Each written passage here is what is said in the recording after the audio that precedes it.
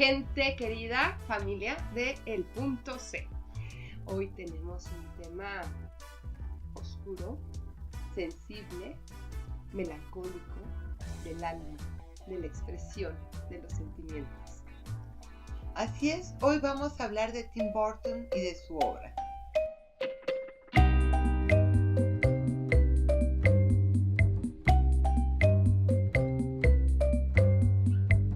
Como ustedes saben, seguramente saben, Tim Burton nació en 1958 en California y ha dedicado desde chiquito. Se dedicó a pintar, odiaba la escuela, las clases de historia, leer, las matemáticas no se diga, pero disfrutaba muchísimo leyendo. Entonces, dibujando. Y entonces decidió, ya cuando terminó su preparatoria, entrar a los estudios Disney, que le dieron una oportunidad de participar con ellos. Y así empezó su trayectoria. Aunque en un principio Disney no aceptó mucho su estética, decidió que había que aprovecharlo para otros trabajos.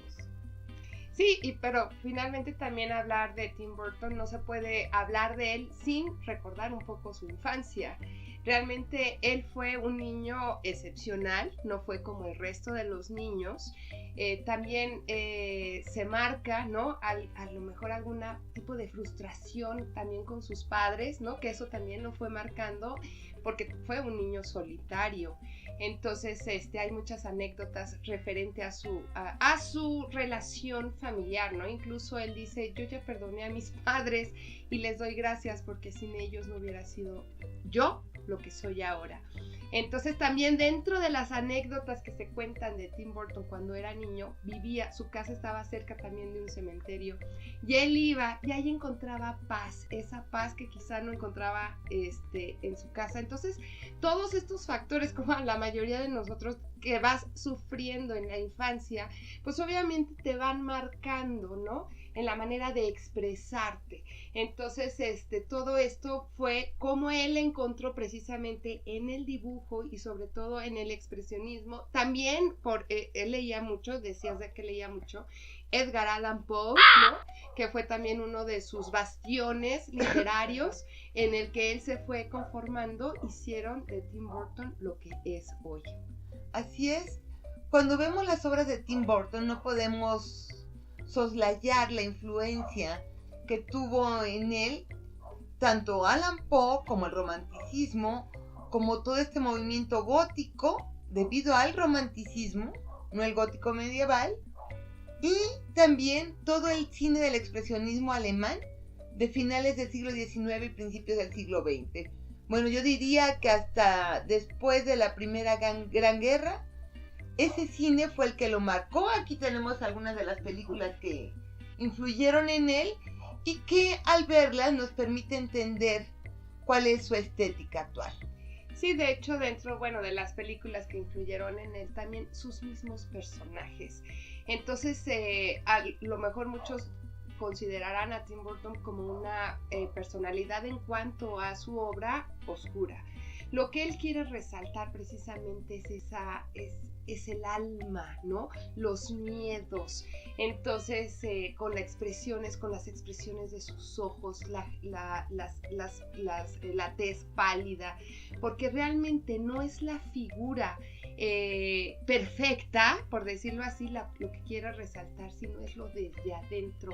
Parece muy paradójico porque finalmente, como estuvo en Walt Disney, pues Walt Disney resalta, ¿no? Todo lo bello, lo bonito, los colores, los amores perfectos, los cuentos de hadas. Y Tim Burton, pues no, él iba total, o sea, no es que vaya en contra, él quiere plasmar otra realidad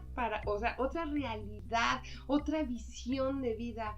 Quizá es este puente, ¿no? Entre las dobles personalidades que pues sí, los seres humanos tenemos. De hecho, el puente es un elemento, una figura muy importante entre los dos mundos, entre estos mundos de fantasía y quizá no tanta, ¿no? Que nos van moviendo como seres humanos. Entonces eso lo resalta Tim Burton excelente en sus dibujos, en los colores que marca en sus películas. Eso, y bueno, hablábamos del gótico del romanticismo, en donde se empiezan a exacerbar las emociones del ser humano y estas van acompañadas de la atmósfera que lo rodea. Si es un día soleado, es un día feliz, y por eso es que vemos a estos personajes siempre en la penumbra, siempre oscuros, siempre con colores listados, colores primarios.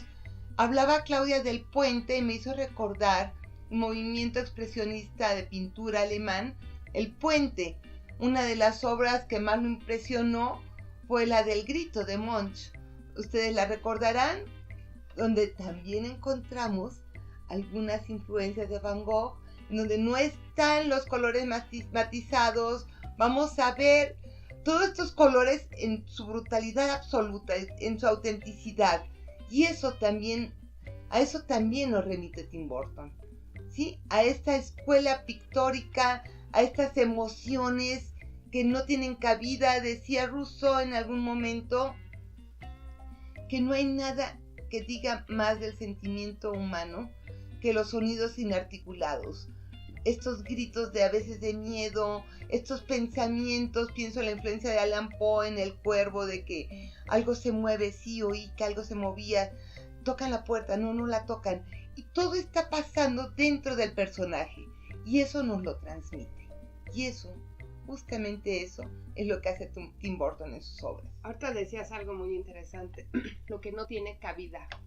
Quizá aquí habría que romper un poco esta paradoja de que solo lo perfecto es lo que tiene cabida.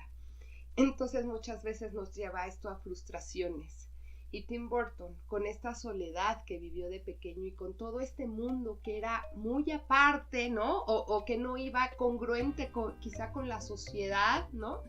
Él buscó precisamente que cupieran estos sentimientos, ¿no? Y que fueran igual valorados en las sociedades en las que todo lo perfecto y lo estético es donde sí tiene un lugar.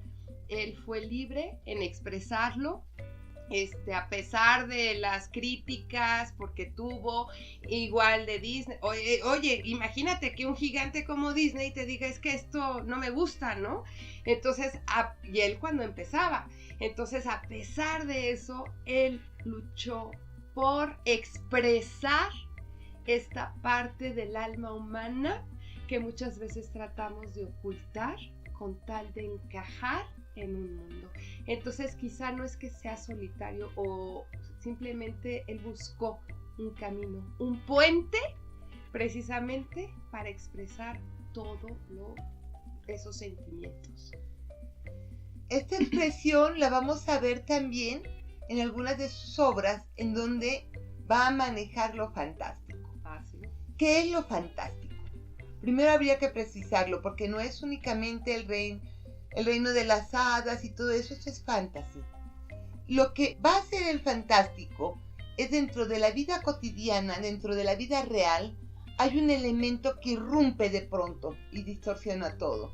Pienso en El joven manos de tijera, pienso en Beetlejuice, cómo llega un ser extraño. Y entonces este ser extraño transforma la realidad. Y en cuanto sale, todo vuelve a su cauce.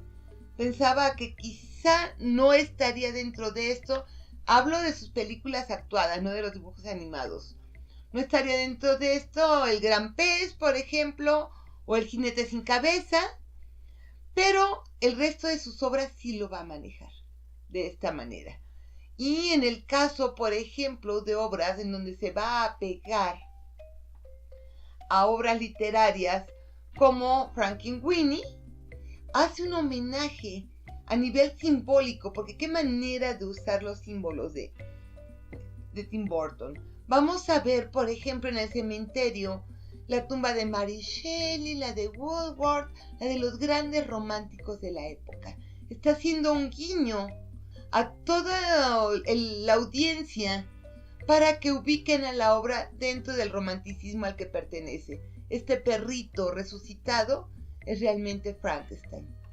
Sí, bueno, ya ahí es Frankenstein, pero también ahí se denota mucho a él le gustaba la ciencia, ¿no? Entonces, pero también Frankie Winnie fue una parte biográfica, bueno, por lo menos así lo relatan sus biógrafos, y también un elemento que siempre está presente en su obra, la muerte. Entonces es una revalorización, una reinterpretación de lo que nos hace también finitos. Bueno, finalmente la invitación es que conozcan, si no conocen a Tim Burton, se den un chapuzón quizá a la oscuridad, y no de su obra, sino de lo que no dejamos que salga, ¿no? Y como un espejo veamos reflejadas algunas situaciones. Y sí voy a decir, El Gran Pez, por ejemplo, si no lo han visto, es una película que recomiendo porque maneja todas estas emociones desde cualquier punto de vista que ustedes lo vean, sobre lo fantástico, sobre la muerte, sobre la relación padre e hijo, sobre la relación de pareja, ¿no? Y sobre la relación con la sociedad en la que se desarrolla. Es un genio Tim Burton, y todo esto también surge porque estuvo la exposición aquí en México. Bueno, va a estar hasta abril. Así Aquí que, está la marca. así que si no han ido a verla, es una colección privada. Se las recomendamos ampliamente para que vean más el contexto en el que Tim Burton fue manejando todas estas, bueno, su obra. Así es, no se la pueden perder, y quiero hacer solo una última mención a la obra de Burton. Soy su contemporánea. Entonces, bueno, habla de la influencia de Godzilla en su época. Y no se habla de la película de Godzilla que se publicó hace unos años, que se exhibió, sino que había un programa en televisión en blanco y negro, donde un monstruo salía del mar, y era Godzilla. Ese Godzilla sale en Frankenweenie cuando todo sale de control. Es ese Godzilla, no el de la película. Sí. Era la aclaración que quería hacer. Así, ahí me contaron que había esa serie. Bueno, gracias por vernos.